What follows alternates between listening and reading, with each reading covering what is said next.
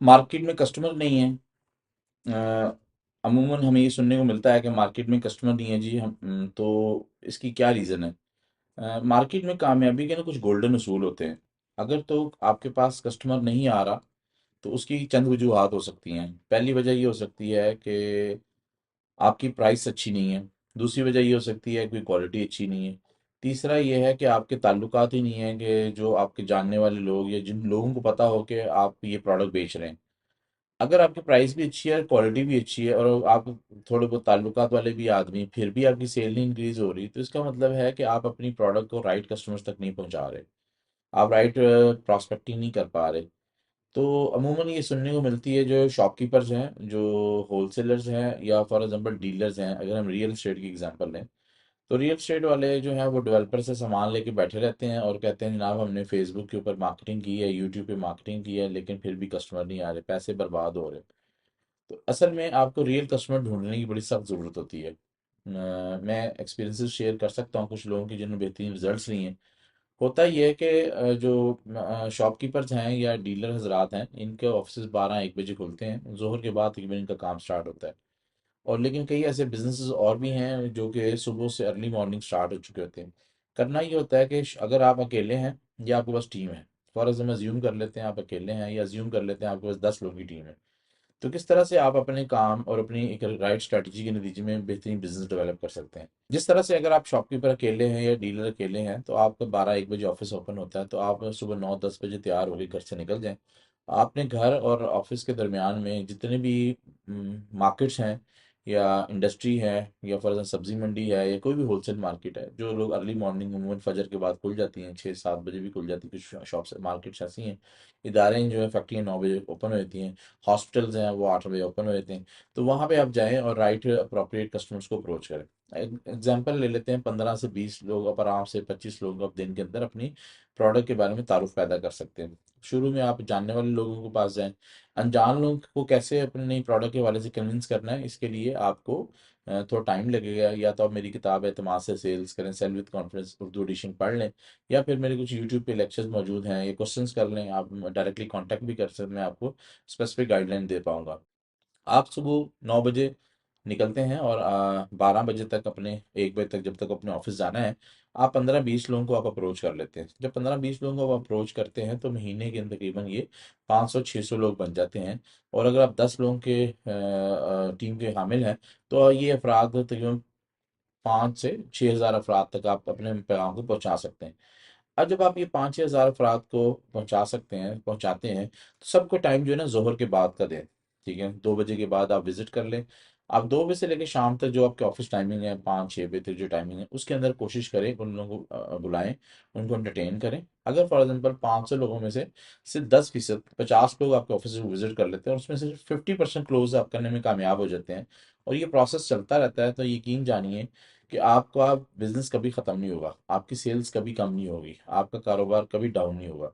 इसी तरह से फॉर एग्जाम्पल अगर आपकी 10 लोगों की टीम है और आप डेली 15-20 लोगों को अप्रोच करवाते हैं और वो राइट प्रॉस्पेक्टिंग करते हैं, और उनमें से 10%, 5,000-6,000 में से 10%, 500-600 लोग बनते हैं। ये 500-600 लोग आपके एवरेज रोज के 20 लोग बन जाते हैं जो विजिट करें। किसी भी बिजनेस को अगर 10-20 लोग डेली का विजिट कर लें, तो अगर स्किल्ड सेल्स की टीम वहाँ मौजूद है और उनको प्रॉपर्ली एंटरटेन किया जा रहा है, ये हो ही नहीं सकता बिजनेस क्लोज ना हो। मार्केट में हमेशा बिजनेस रहता है। तो असल में ये राइट स्ट्रेटजी होती है जो कि आपके कारोबार को बढ़ाती है। इसकी मिसाल ऐसे से ले लेंगे, अगर एक फार्मर है, किसान है, उसके पास बड़ी बेहतरीन ज़मीन है, बड़ा बेहतरीन बीज है गंदम का, और वो जनाब वो बीजता है तो उसको रिजल्ट नहीं आते। और एक फार्मर है जिसके पास वही ज़मीन है और वैसा ही बीज है, तो लेकिन उसका रिजल्ट बेहतरीन आता है। तो फ़र्क कहाँ पे है? फ़र्क स्ट्रेटजीज के ऊपर है, हिकमत अमली के ऊपर है। अगर आपकी बीज और ज़मीन औसत दर्जे का भी हो, लेकिन आपकी हिकमत अमली बेहतरीन हो, तो डेफिनेटली आपके रिजल्ट्स जो है ना वो मार्वलस होते हैं। यानी कि आप समझ लें कि ऐसे रिजल्ट्स कहीं नहीं मिलते। तो अच्छी हिकमत अमली हमेशा ज़रूरत होती है। और दूसरी चीज़ ये है कि आप अपनी प्रोडक्ट के अंदर वैल्यू एडिशन करते हैं। फॉर एग्जाम्पल आपको आटा है, मैदा है, चाहे आप उसको सस्ता 200-300 को बेच दें, चाहे आप उससे कुछ चीज़ बना के वैल्यू एडिशन करके, चाहे उस आटे से कुछ बना लें, कि मैदे से कोई पिज़्ज़ा बना लें, कुछ बना लें, वही जो 100-200-300 वाला आटा है, उसी से आप 1,000-2,000 रुपये कमा सकते हैं। डिपेंड करता है कि आपकी स्ट्रेटजी क्या है। इसलिए अगर हमारे जो ये कारोबारी हजरात हैं, डीलर हजरात हैं, ये अपनी एक हिकमत अमली को बेहतर तरतीब दें। एक ही कारोबार में मुख्तलिफ हिकमत अमलियाँ हो सकती हैं और मुख्तलिफ लोग जो है एक हिकमत अमली नहीं बना सकते। आपको अपनी ग्राउंड रियलिटी समझनी होगी, आपको अटेम्प्ट लेनी पड़ेगी, आपको अपने फेलियर का रेट बढ़ाना पड़ेगा। ऐसे नहीं हो सकता कि आप एक दो हिकमत अमलियाँ बनाएं और उसके बाद आपको नहरें बहना शुरू हो जाएं और बड़ी बेहतरीन हो जाए, इस तरह नहीं होता। और इसी तरह से अमूमन हमारी कंपनीज के अंदर जो है वो फेलियर को बहुत डिस्करेज किया जाता है, जबकि तरक्की याफ्ता दुनिया के अंदर वो किसी ड्राइवर को भी हायर करते हैं तो उस ड्राइवर को हायर नहीं करते जिसने एक्सीडेंट पहले ना किए हों। ठीक है। बुनियादी वजह ये है कि जब तक किसी की ज़िंदगी में फेलियर ही नहीं होगा तो वो कैसे लर्निंग या उसकी अर्निंग कैसे होगी। तो हमारे यहाँ कहते हैं कि बंदा ऐसा होना चाहिए जिसकी जो फुल प्रूफ हो, जिसकी कोई मिस्टेक ही ना हो, जिसकी और हर विजिट के ऊपर आउटपुट मिले, ऐसा भी नहीं होता। और फिर प्रेशर, गैर मामूली प्रेशर देना। ठीक है, अमूमन सेल्स के लोगों के साथ ये बहुत ज़्यादा प्रॉब्लम होता है। लोग जो है वो गैर मामूली प्रेशर देते हैं ताकि उनको बेनिफिट ना देने पड़ जाए। अच्छा, सबसे जो हल्का काम होता है जो कंपनीज में, इदारों में होता है, वो अप्रिशिएट नहीं करते हैं। सेल्स टीम को सिर्फ पैसे नहीं चाहिए होते, उनको अप्रिसिएशन भी चाहिए होती है। उनकी अगर फेलियर आता है तो अपने तजर्बे के नतीजे में उसको शेप दें कि डियर इस दफ़ा आप ये एक मतलब लिया है। इस तरह सेल्स टीम जो है उसकी अगर आप फेलियर होता है तो जो आप पुराने कारोबारी हैं तो उनको डिबेट में लेकर आएं, कोशिश करें वीक के अंदर एक कप चाय पिए, सबको पिलाएं, बैठाएं, गपशप करें, को आइसक्रीम खाएं। तो बाहर आप सर्दियों के मौसम में किन्नू लेके बैठ जाएं धूप में, उनसे पूछें कि कहाँ पे फील हुआ, तुमने क्या सोच की स्ट्रेटजी तैयार की, किस बुनियाद पे तुम्हें लगता है कि ये रिजल्ट नहीं आए। आपकी टीम के अंदर वो इंटेलेक्चुअल थॉट डेवलप होगी, वो प्रोसेस डेवलप होगा जिसके नतीजे में आपकी सेल्स के अंदर, बिजनेस में ग्रोथ आएगी। टीम को जब फेलियर मिलते हैं तो बहुत जरूरी है कि आपकी जो सीनियर टीम है वो वहाँ पे उनको उनकी हिकमत अमली को बेहतर करवाए। फॉर एग्जांपल आप कहते हैं कि जनाब टीम ने विजिट किया है और फ्रीक्वेंट विजिट्स किए हैं लेकिन फिर भी रिजल्ट्स नहीं आए, तो उस चीज़ को काउंटर करने के लिए, उसकी चीज़ को समझने के लिए वहाँ पे जो सीनियर, शोबे का सीनियर है कंपनी के अंदर है, अगर आप मालिक हैं खुद हैं, तो उनको आप स्टडी करें। तो अब ये इस लर्निंग से ही अर्निंग होगी। अब ये नहीं हो सकता कि आप पहले ही टर्म में जाएं और आपकी सेल टीम जो है वो लेकर आ जाए। आपको शुरू में तो हमारे जो सेल्स पर्सन है उनको बहुत ज़्यादा हेजिटेशन होती है कि अनजान बंदे को कैसे इंट्रोड्यूस करें अपनी प्रोडक्ट, कैसे उसको गाइड करें कि सर ये मेरी मसनूआत है। अमूमन जो सेल्स पर्सन के आप स्टोरीज पढ़ें और उनके जानें, उनके बाद इंटरव्यूज़ करें, तो कुछ लोग अपनी शॉप में या दफ्तर में एंटर ही नहीं होने देते, वो वहाँ से इशारा करते हैं बाहर। और बाज़ लोग बड़े सख्ती का मुज़ाहिरा कर, लास्ट वीडियो मैंने आपसे शेयर किया, एक बीएस केमिस्ट्री का नौजवान जो है वो जब एक फार्मास्यूटिकल कंपनी में उसने ज्वाइन किया, तो वो जो पहले दिन, हफ्ते की ट्रेनिंग के बाद पहले दिन एक डॉक्टर से मिलने गया, वो जर्मन से क्वालिफाइड था लड़का, डॉक्टर। उन्होंने उनको एंटर होते ही शटअप कॉल दी कि दफा हो जाओ बाहर। अब वो सुनना था कि वो उस लड़के ने जाते ही जाके जॉब रिजाइन कर दी और कई माह उसको लगे उस प्रोसेस से बाहर आने के लिए। ठीक है। अब अगरचे वो एक सेल्स की जॉब कर रहा है लेकिन उसके अंदर वो खौफ मौजूद है। उनसे जो मेरी डिस्कशन हुई, कहते सर मैं, मुझे मेरी टांगें कांपना शुरू हुई थी जब मैं किसी अननोन पर्सन को मिलता हूँ। तो इस तरह की बेशुमार केस स्टडीज मिलती हैं, ये आसान काम नहीं होता है, लेकिन जब आप आहिस्ता आहिस्ता इस महारत से गुजरते हैं, कोई भी डॉक्टर जो है पहले दिन पेशेंट का इलाज नहीं कर पाता, उसको अपने सीनियर की सुपरविजन अच्छी मिलती है तो वो इस काबिल बनता है कि वो एक कामयाब डॉक्टर बनता है।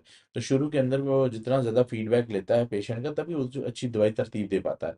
इसी तरह से जो सेल्स प्रोफेशनल है वो जब जाता है तो उसको बेशुमार मसाइल पैदा होते हैं। देखें, सेल्स विजिट करना ही काफ़ी नहीं है, फॉलोअप उससे भी बड़ा गोल्डन असूल है। जैसे शुरू हमने बात की, गोल्डन असूल क्या है? पहले तो सेल विजिट है, दूसरा फॉलोअप है, तीसरी उसकी मैनेजमेंट है। आपको फॉलोअप करना पड़ेगा और फ्रीक्वेंट फॉलोअप करने पड़ेगा। आज उस कस्टमर की ज़रूरत नहीं है जो प्रोडक्ट आप बेचने जा रहे हैं, लेकिन वो प्रोडक्ट कभी ना कभी उसको ज़रूरत या उसके जानने वाले को ज़रूरत पड़ेगी। तो ये तब डाटा निकलेगा जब आपका फॉलोअप मौजूद होगा। जब किसी को आप सेल सक्सेसफुल सेल कर दें तो उसके से रिकमेंडेशंस मांगे, रेफरल कस्टमर मांगे, उनके साथ प्लीज़ ज़रा आप जैसे अपने और कस्टमर रेफर कर दें। तो एक अच्छी सेल जो है वो 10 सेल्स का ज़रिया बनती है।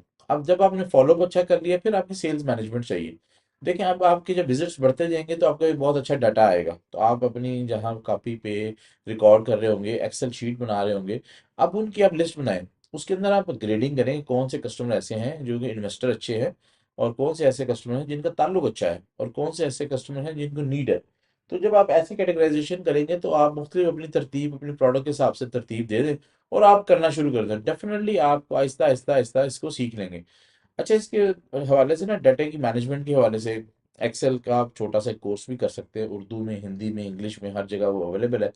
तो आपको कहीं भी बाहर जाने की भी ज़रूरत नहीं है। आजकल बेशुमार एप्लीकेशंस भी हैं, iOS बेस्ड हैं, एंड्रॉयड बेस्ड हैं, आपकी तमाम ये डाटा का रिपोजिटरी को मैनेज भी करती हैं। तो इस तरह से अगर आपके पास सीआरएम नहीं भी है तो आप अपना एक रिक्वायरमेंट के मुताबिक कर सकते हैं। लेकिन अगर आपका कस्टमर काउंट थोड़ा बड़ा है, टीम बड़ी है, देन मैं सजेस्ट करूंगा कि आप सीआरएम की तरफ जाएं। आप कस्टमर रिलेशनशिप मैनेजमेंट सॉफ्टवेयर हैं, लोकल भी हैं, उसको भी आप अपने नीड में ला सकते हैं। इसी तरह इंटरनेशनल सॉफ्टवेयर हैं, बेशुमार हैं, सेल्स फोर्स है और बेशुमार सॉफ्टवेयर हैं, आप उनको भी अपने उसमें ला सकते हैं। और आप आहिस्ता आहिस्ता इनको एक्सपीरियंस करने के नतीजे में आप आहिस्ता से अपने काम को बेहतर की तरफ लाएंगे। बस हिकमत अमली ये बनानी होती है कि जो मसाइल आए हैं उनको एड्रेस करें जो आपके दायरा कार में हैं, वरना उसके माहिर ढूंढ लें। माहिरीन जो है ना मुयस्सर होते हैं। फॉर एग्जांपल अगर आपको लीड जनरेट करना है तो आप लीड जनरेशन के हवाले से अपनी टीम की सेल्स ट्रेनिंग रखवा सकते हैं। और अगर फॉर एग्जांपल आपकी लीड आ गई है तो सेल्स क्लोजिंग की मसले हैं, तो आप सेल्स क्लोजिंग के ऊपर टीम की वो रखवा सकते हैं। और अगर आपकी सेल क्लोजिंग भी हो रही है लेकिन उसकी सेल्स मैनेज नहीं हो रही, फॉर एग्जांपल आपकी जो टीम है वो ओवर कमिट कर रहे हैं आपके कस्टमर के साथ, तो आपका कस्टमर जो है ना वो अ, उसको कह रहे हैं ना मैं 15 मिनट में पहुंच रहा हूँ, जबकि आपका डिस्टेंस ही 45 मिनट का है। या फॉर एग्जांपल सर आपको मैं ये प्रोडक्ट इतने में दे दूंगा, इसके साथ यही एसेसरीज दे दूंगा, तो वो सारी ओवर कमिटमेंट्स हैं। तो ऐसी चीज़ों को ट्रेनिंग के ज़रिए से और तरबियत के ज़रिए से कवर अप किया जा सकता है। सिर्फ सेल पे तवज्जो ना दें, उस सेल्स की हिफाजत भी करें। और उसके लिए सेल्स मैनेजमेंट ट्रेनिंग्स हैं और सेल्स मैनेजमेंट प्रोग्राम्स हैं। कंसल्टेंट्स मौजूद हैं मार्केट में अपने शोबे के हवाले से, फार्मास्यूटिकल के बेशुमार हैं। और जो B2B है, B2C है, उसके बेशुमार प्रोफेशनल मौजूद हैं, रियल एस्टेट के बेशुमार मौजूद हैं। तो डिपेंड करता है आप किस इलाके में हैं, किस जगह में। फॉर एग्जांपल आप पंजाबी स्पीकर ही हैं तो कोशिश करें कि पंजाबी स्पीकर ही या उर्दू स्पीकर अरेंज करें, वो जो उस पंजाबी कल्चर को समझता हो। फॉर एग्जांपल आप KPK से हैं और आप इंग्लिश स्पोकन कंसल्टेंट अप्रोच कर लें, या ऐसा फॉरेन क्वालिफाइड है तो वो भी जो उनकी लोकल लैंग्वेज को समझता हो। हमारा जो ज़्यादातर कस्टमर्स हैं, आप इसको आपको जान के शायद हैरानी हो, पाकिस्तान में सबसे ज़्यादा बोलने वाली ज़ुबान पंजाबी है, दैट इज़ 48%। ठीक है। और उसके बाद KPK की है पश्तो है जो कि 18 to 20% बोली जाती है। उसके बाद उर्दू, इंग्लिश और सराइकी और बाकी मामलात हैं।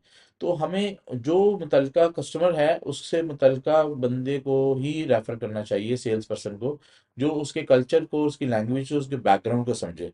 उम्मीद है आप जब इसको एक्सरसाइज करेंगे, आप इसको इश्यूज आएंगे तो डेफिनेटली आप अपने मुतलका जो डिपार्टमेंट से भी रब्ता कर सकते हैं। और अगर आप कोई क्वेश्चंस हैं आप इनबॉक्स कर दें, और आप वरना विजिट कर लें, या ऐसे ही किसी सेशन में आप फिर आ जाएं, तो इंशाल्लाह मैं इसमें कोशिश करूंगा आपकी हेल्प कर सकूं। Thank you.